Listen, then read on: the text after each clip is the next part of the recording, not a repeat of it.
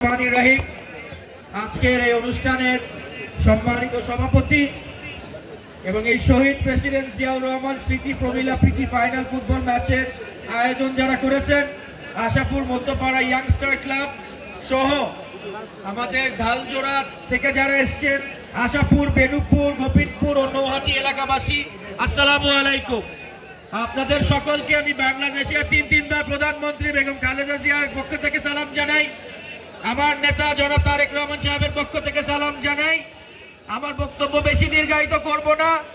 আজকে যার নামে এই ফুটবল টুর্নামেন্টের ফাইনালটি অনুষ্ঠান হচ্ছে সেই শহীদ রাষ্ট্রপতি জিয়াউর রহমান যদি বাংলাদেশে না থাকতো তাহলে দেশ কোনোভাবেই স্বাধীন হতো না। তাই শহীদ রাষ্ট্রপতি জিয়াউর রহমানকে বিভিন্নভাবে গত 17 বছর তাকে তার ব্যাপারে উল্টাপাল্টা কথা বলে আমাদের যুব সমাজ যুবতী সমাজের কাছে ছোট করা হয়েছে, কিন্তু বাংলাদেশের মানুষ যতদিন জীবিত আছে, বাংলাদেশ যতদিন জীবিত আছে, সব সারা জীবন শহীদ রাষ্ট্রপতি জিয়াউর রহমানের নাম মানুষের মুখে মুখে থাকবে ইনশাআল্লাহ।